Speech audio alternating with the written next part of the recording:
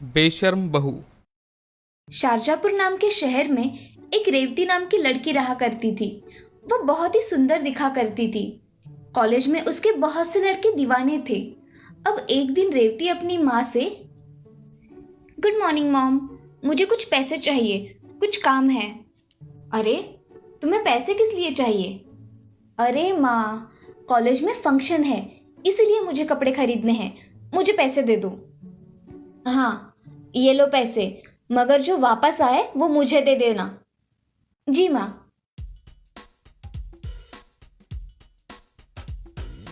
रेवती ऐसा कहकर वहां से पैसे लेकर चली जाती है और दुकान से ड्रेस लेकर बाकी के पैसों से अपना मेकअप का सामान खरीद लेती है।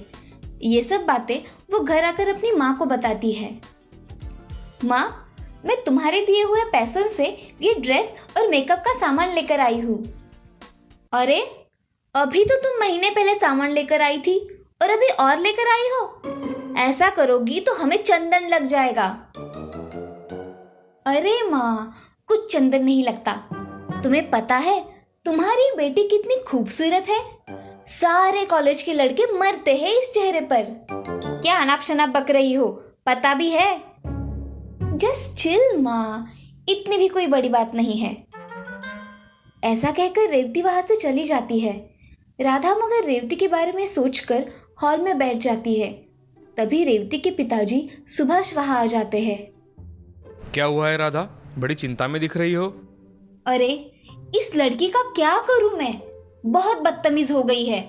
पैसों की तो कोई अहमियत ही नहीं है इसको।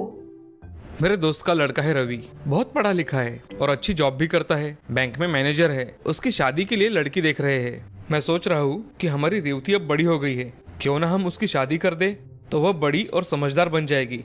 हाँ, वैसे आप सही कह रहे हो। जिम्मेदारी पड़ेगी तो ये सीधी भी हो जाएगी और ये रिश्ता भी अच्छा है। तो मैं कल ही बात कर लेता हूँ। शुभ काम में देरी नहीं करनी चाहिए।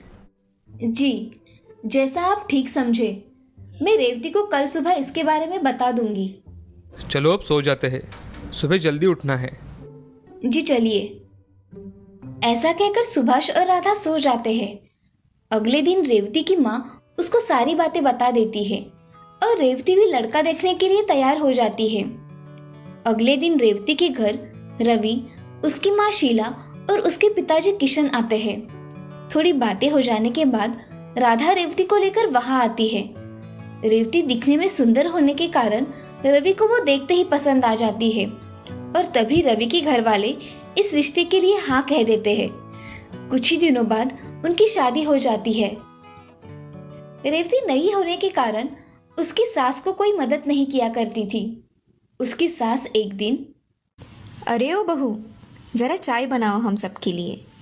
आज तुम्हारे हाथ की चाय पियेंगे। माँ जी, मुझे चाय नहीं बनानी आती। क्या तुम्हें चाय भी बनानी नहीं आती? नहीं माँ जी। खाना तो आता है ना? नहीं माँ जी, मैंने आज तक कुछ भी बनाया नहीं है। क्या कह रही हो? अब थोड़ा थोड़ा सीख लो। अब के बाद तुम्हें ही यह गृहस्थी संभालनी है। नहीं माँ जी, मैं तो अभी शादी होकर आई हूँ, मुझे ये सब काम नहीं आते और मुझे अभी के लिए मेरी सहेलियों के साथ जाना है। अरे बहू, आज घर में कुछ मेहमान आने वाले हैं तुम्हें देखने के लिए। तुम रुक जाओ। माँ जी, मैंने अपनी सहेलियों को प्रॉमिस किया है, मैं अपना प्रॉमिस नहीं तोड़ सकती। ऐसा कहकर रेवती वहां से अपने कमरे में चली जाती है और तैयार होकर छोटे छोटे नए फैशन के कपड़े पहनकर आती है। तभी उसकी सास और ससुर हॉल में ही बैठे होते हैं। अरे बहू, ऐसे कपड़े पहनकर कहाँ जा रही हो? कुछ शर्म है या नहीं? मैं अपने सहेलियों से मिलने जा रही हूँ तो ऐसे ही कपड़े पहनकर जाती हूँ, आपको पता नहीं है क्या?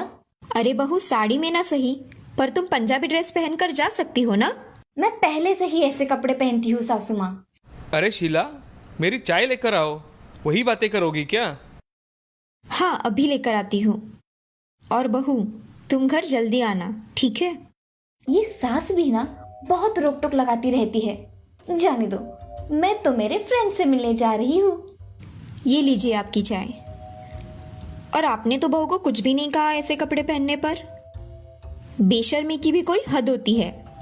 जाने दो भाग्यवान, धीरे धीरे इस घर के सारे तौर तरीके सीख जाएगी हमारी बहू।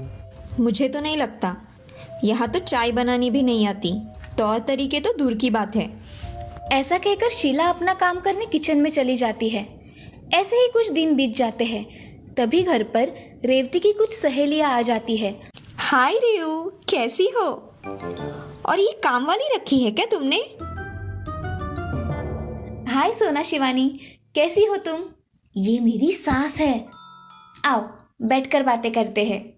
ऐसा कहकर सोना, शिवानी और रेवती बैठकर बातें करने लगते हैं। उसी समय रवि ऑफिस के लिए निकलता है और उन सहेलियों की बातचीत उसके कानों पर पड़ती है। तभी रवि, अरे रेवती, ये कौन है हमारे घर पर? रवि ये मेरी दोस्त है, मुझसे मिलने यहाँ आई है। अच्छा, मगर तुमने इन्हें बताया नहीं कि माँ के बारे में कुछ कहा तो मुझे पसंद नहीं है, और ये माँ को काम वाली कह रही है और तुम चुप हो। जाने दो ना रवि, क्यों बात का बतंगड़ बना रहे हो? तुम्हें समझ में आना चाहिए रेवती, किसकी हैसियत क्या है, समझी? ऐसा कहकर रवि वहां से चला जाता है। रेवती की सहेलियां भी खुद का इंसल्ट होने की वजह से जाने के लिए निकलती है। अरे रेवती, हम निकलते हैं, बहुत देर हो गई है। हाँ चलो, बाय रेऊ। अरे यार रुको तो सही, इनकी बातों को दिल पर मत लो, रुको। हमारी ऐसी इंसल्ट किसी ने नहीं की, बाय। ऐसा कहकर सोना और शिवानी वहां से चली गई। ये सब देख रेवती को बहुत गुस्सा आया और उसने पुलिस स्टेशन फोन लगाया और पुलिस से, नमस्ते इंस्पेक्टर साहब। नमस्ते जी, कहिए। मुझे एक कंप्लेंट दर्ज करनी है। मेरी सास और पति मुझे कुछ भी भला बुरा कहते हैं। आप यहाँ आकर उनको समझाइए ना। हम अभी आते हैं। जी इंस्पेक्टर साहब। ऐसा कहकर रेवती अपना फोन रख देती है। तभी उसके पीछे सास खड़ी दिखाई देती है। तभी, माँ जी आप कब आई? तुम जब पुलिस स्टेशन में फोन कर रही थी तभी आई। और क्यों खुद की इज्जत खुद ही चौराहे पर निकालने पर तुली हो? मेरे और मेरे बेटे के बारे में तुमने बहुत कुछ कहा है। अब वो तुम्हें माफ करेगा या नहीं मुझे पता नहीं। आप लोगों को ऐसा ही चाहिए, समझी? फिर ठीक है बहू, मैं मेरे बेटे को बुला लेती हूँ। ऐसा कहकर रेवती की सास वहां से चली जाती है और अपने बेटे को फोन करके घर पर बुला लेती है। ये सब सुनकर रवि हक्का बक्का हो जाता है और जल्दी जल्दी में घर चला आता है। तभी रवि के घर पुलिस आ जाती है। पुलिस को देख रवि, क्या हुआ इंस्पेक्टर साहब, आप यहाँ? मुझे आपकी पत्नी ने यहाँ बुलाया है। उन्होंने आपकी और आपकी माँ की कंप्लेंट लिखवाई है। क्या? मगर ऐसा कुछ भी नहीं हुआ है इंस्पेक्टर साहब। ऐसी कंप्लेंट लिखवाई है आपकी बीवी ने। रेवती, तुमने कंप्लेंट लिखवाई है? क्या हुआ क्या है तुम्हें? मैंने सही किया है। इंस्पेक्टर साहब इन्हें लेकर जाओ या इन्हें समझा दो। इन्हें किसी से बात करने की तमीज नहीं है। उसका ये बर्ताव देख रवि और शीला को बहुत बुरा लगता है। पुलिस रवि को बहुत खरी खोटी सुनाकर वहां से चली जाती है। तभी रवि और शीला अपने कमरे में चले जाते हैं। कोई किसी से कुछ बात नहीं करता। तभी रेवती बोलती है, अच्छा हुआ, इनको ऐसा ही सबक मिलना चाहिए था। अब आया ऊंट पहाड़ के नीचे। ऐसा कहकर रेवती दूसरे दिन अपने मायके निकल जाती है। सारी घड़ी घटना रेवती की सास पहले ही उसके माँ को बता देती है और रेवती के घर आने के बाद रेवती की माँ उससे, रेवती तुझे समझ में आ रहा है तूने क्या किया है? बसा बसाया घर उजाड़ दिया है तूने। वो मुझसे बातें ही ऐसे करते थे, इसीलिए मैंने ऐसा किया और मैं वहां नहीं जाने वाली। मेरे घर में तुम्हारे लिए कोई जगह नहीं है। कल को अगर हम तुझे कुछ कह दे तो तू हमें जेल भेज देगी। इसीलिए तुम मेरे घर में नहीं रह सकती। मैं कहाँ जाऊंगी माँ? कहीं भी जाओ। तुमने जो किया है वो बहुत बुरा किया है। अब तुम उनकी माफी मांगो और तुम्हारे अपने घर जाओ, समझी? ऐसा कहकर राधा घर में चली जाती है और रेवती को अपनी गलती का एहसास होता है। वो मन ही मन, मैंने अपने घर वालों के साथ बहुत बुरा बर्ताव किया है, मुझे उनसे माफी मांगनी पड़ेगी। क्या पता मुझे माफ कर दे तो। ऐसा मन में सोचकर रेवती उसके घर चली जाती है। तभी उसकी सास, अब क्या रह गया है बहू? माँ जी मुझे माफ कर दीजिए, मुझसे गलती हो गई। अरे तुम किस मुंह से माफी मांग रही हो रेवती? अगर मेरे बेटे ने तुम्हें माफ कर दिया है तो ही मैं तुम्हें माफ कर दूंगी। हाँ माँ जी, मैं उनसे भी माफी मांगती हूँ। और अब क्या रह गया है रेवती? मुझे माफ कर दीजिए, मैंने बहुत बड़ी गलती कर दी है। मैं आइंदा से ऐसा नहीं करूँगी।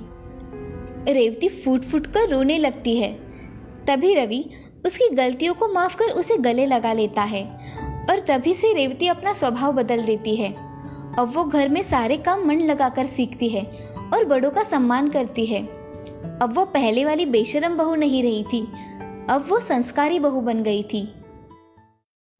इस कहानी से हमें ये सीख मिलती है कि जिंदगी में हमेशा दूसरों के प्रति आदर रखना चाहिए, कभी भी किसी का अपमान नहीं करना चाहिए, सभी के साथ अच्छा व्यवहार करना चाहिए। झगड़ालू सा